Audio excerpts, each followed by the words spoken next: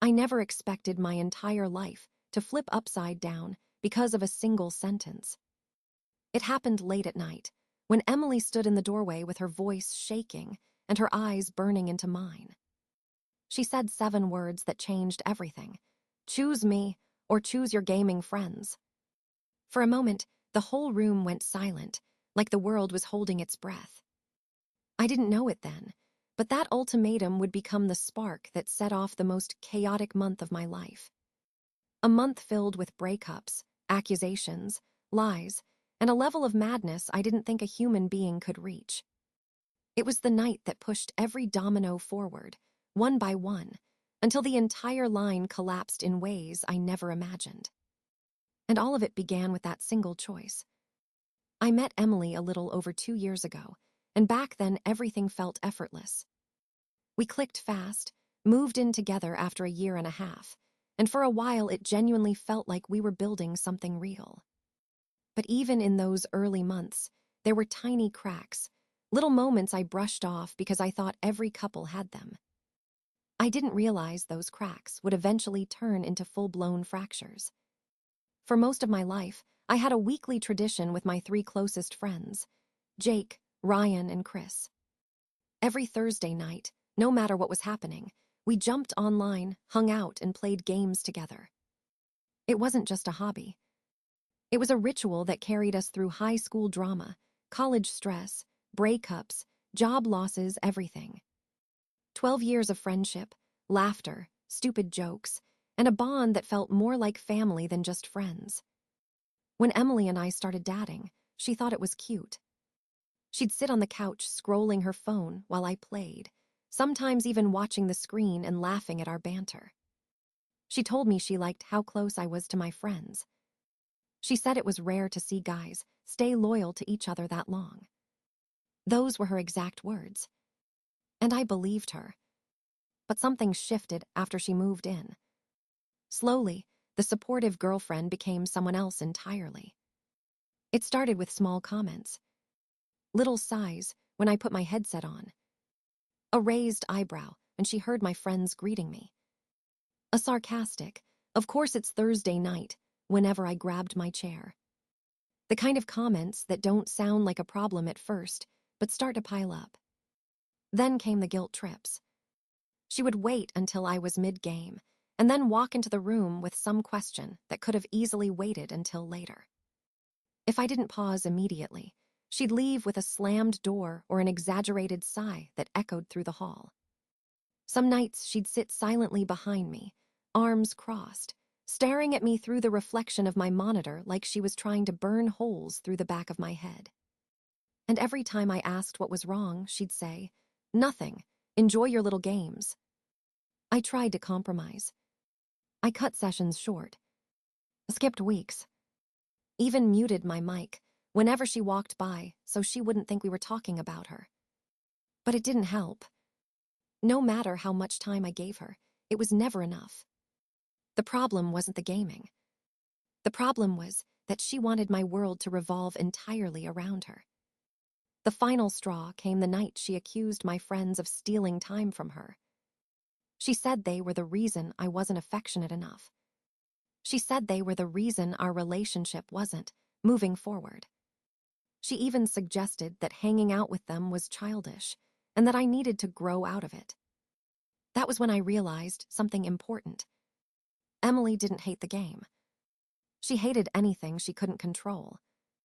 And my friendships, the one thing she couldn't reshape or isolate, bothered her more than she ever admitted. Looking back, the signs were all there. I just didn't want to see them. Not yet. It happened on an ordinary Thursday night, the kind where everything should have felt familiar and comfortable. I logged into Discord, greeted the guys, and settled into my chair like I'd done every week for more than a decade. For the first half hour, everything felt normal. We were laughing, arguing about loadouts, trash-talking each other like brothers who'd known each other since forever. If there was tension in the apartment, I didn't notice it yet. But Emily was packing more than usual.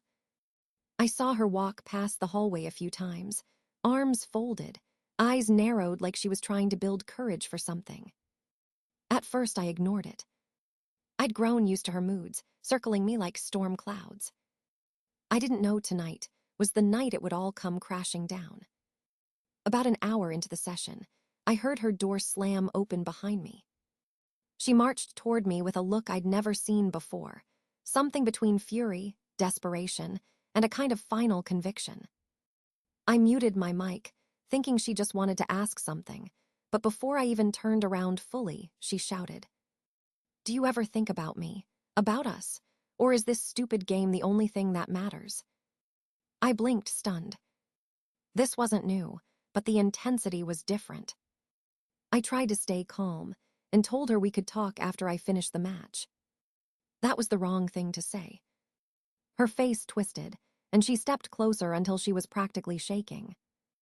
Then she delivered the 7 words that detonated the entire relationship. "Choose me, or choose your gaming friends." For a few seconds, I just stared at her. I wasn't even angry, just tired. Tired of the guilt trips. Tired of walking on eggshells. Tired of feeling like every part of my life had to be filtered through her approval. And maybe most of all, tired of pretending that compromise was ever enough for her. I unmuted my mic briefly and told the guys I'd be a minute. Then I looked at her and said quietly, "I choose my friends." The silence that followed felt like someone had sucked all the air out of the room. Her shoulders dropped as if the words physically hit her. Then the tears came, loud, chaotic, the kind that shook the walls. She screamed that I didn't love her, that I never cared, that I was choosing video game strangers over a real relationship. I didn't argue. There was nothing left to say. I stood up, grabbed her suitcase from the closet, and started packing her things while she followed behind me, sobbing and yelling at the same time. I kept my headset on. The guys could hear everything. They didn't say a word, but I could feel the heaviness through their silence.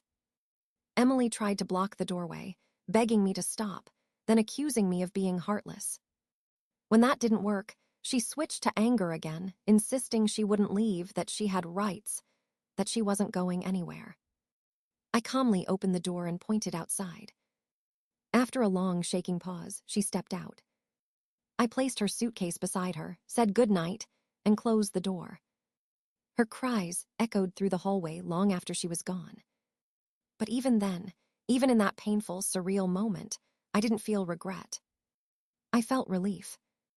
A quiet, heavy relief I hadn't allowed myself to feel for months. What I didn't know was that this was only the beginning. Emily wasn't done with me. Not even close.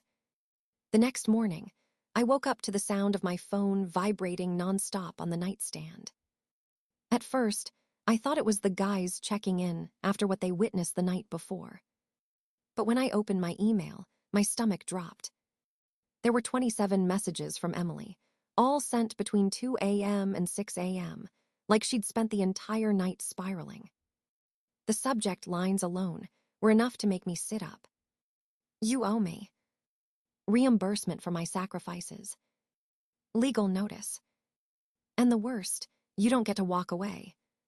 When I opened the first one, I was greeted by something that looked like a tax document mixed with a breakup letter. Emily had created what she called relationship invoice. It totaled roughly $23,000 and included charges like emotional labor, lost youth, romantic contributions, and even cooking during stressful periods, each assigned an absurd dollar value. The bottom line read, "Payment expected within 30 days. I laughed at first because it felt too ridiculous to be real. But 5 emails later, her tone shifted from desperate to threatening. She claimed she would contact my employer to tell them I was unstable and abusive. She said she'd reach out to HR and warn them I was a danger to the workplace.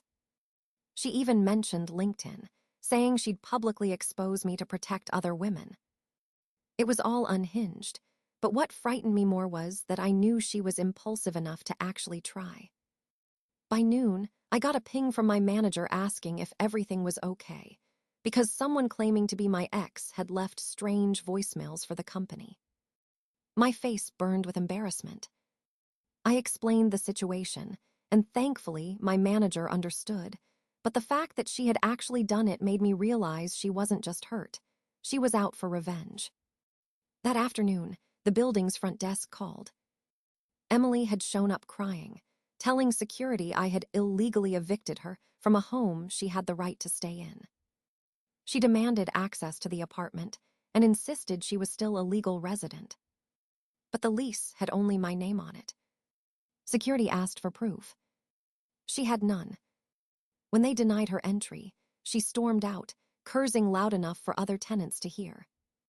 For the rest of the week, my inbox didn't get a moment of peace. Sometimes, she wrote long emotional paragraphs begging me to talk. An hour later, she would send rage-filled blocks of text accusing me of ruining her life. By the next morning, she would switch to manipulative guilt, telling me I was leaving her with nothing.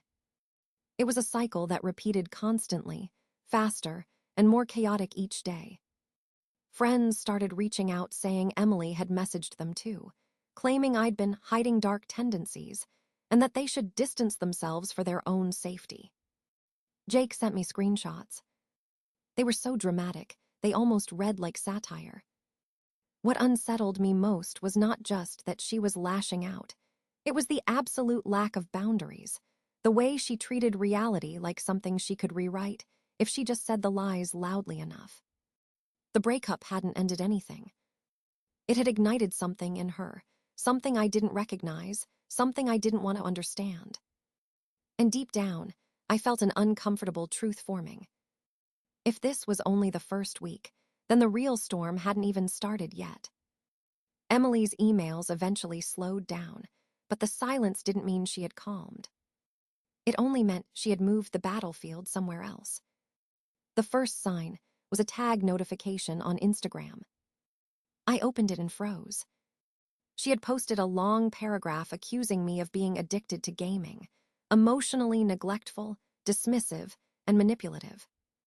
She painted herself as a victim who lost 2 years of her life to a man who cared more about fictional characters than real people. The post had a dramatic black and white selfie of her crying, complete with captions like, "Healing starts today." Comments poured in from strangers offering sympathy, but minutes later the people who actually knew us started chiming in. Jake called the whole thing fabricated.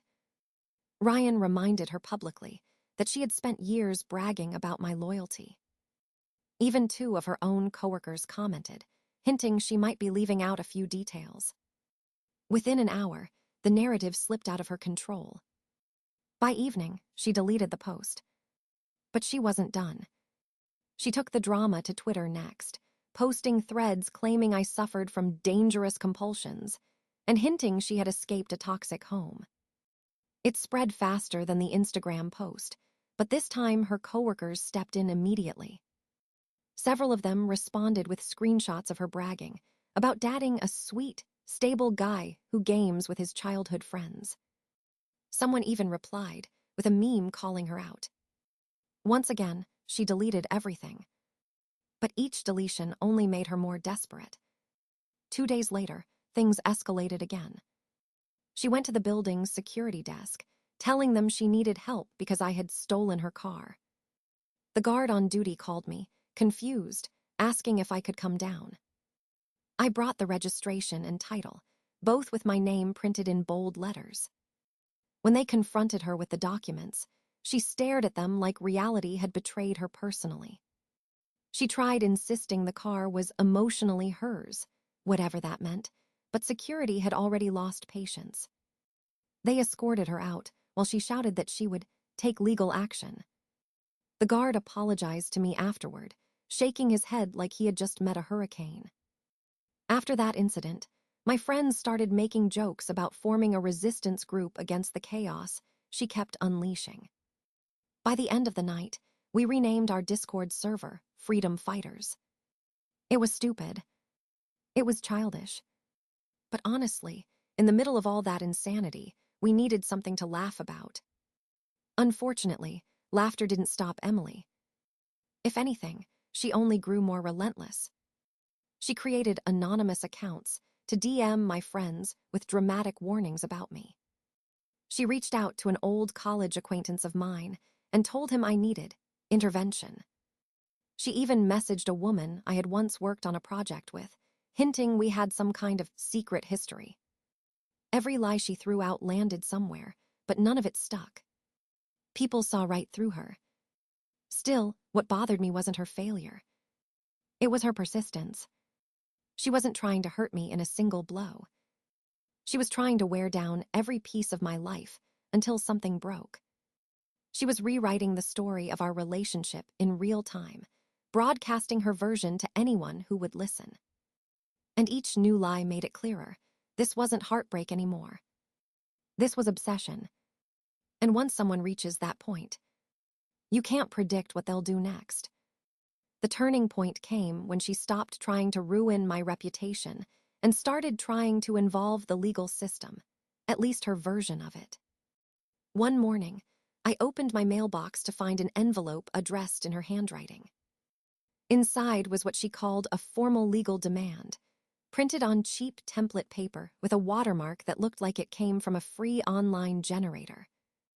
It claimed I owed her the full $23,000 from her relationship invoice, plus compensation for emotional trauma, distress, and future healing expenses. The letter ended with a signature from a so-called attorney, whose email address was literally a Gmail account with random numbers at the end. A quick search confirmed what I suspected. She had paid $50 for an online lawyer service that generated fake documents. The absurdity would have been funny if it wasn't exhausting. The final collapse began with a phone call I never expected to answer. Emily's name flashed on my screen, and for the first time in weeks I picked up, not out of hope but out of exhaustion. I was tired of the emails, the fake legal papers, the HR complaints, the U-Haul incident, the relentless noise of her unraveling. I thought maybe, just maybe, she wanted closure. Instead, what I got was something far stranger. Her voice came through shaky but triumphant, like she'd won some twisted battle.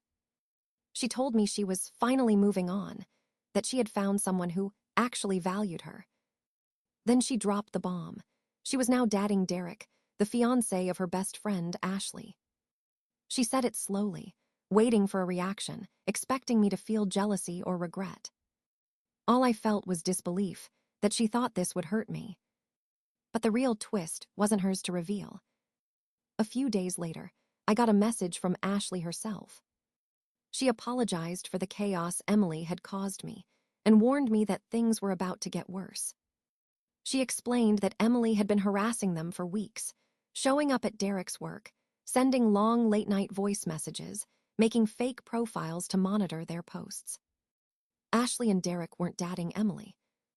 They were documenting her behavior, recording everything, preparing to file for a restraining order. Their so-called new relationship was nothing more than a delusion Emily had built in her head. Ashley, being an actual licensed attorney, had drafted and sent Emily a professionally written cease and desist letter. Every line was precise, intimidating, and legally airtight. It referenced dates, times, messages, and documented harassment. It demanded she stop immediately or face legal action. For anyone else, it would have been a wake-up call. For Emily, it was gasoline on an already raging fire. The next blow-up didn't happen near my place. It didn't even involve me directly. It happened at Ashley's wedding dress appointment. Emily showed up uninvited, storming inside the boutique like she was marching onto a battlefield. She shoved aside racks of dresses, shouting that Derek belonged with her, that Ashley had stolen her happiness, that no restraining order would keep her away. Customers panicked. A consultant called 911.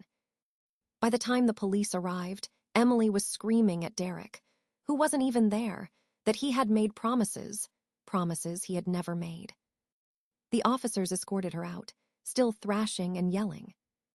When they checked the boutique's security footage and matched it with the documented harassment Ashley had already compiled, They arrested her on the spot for trespassing and disorderly conduct.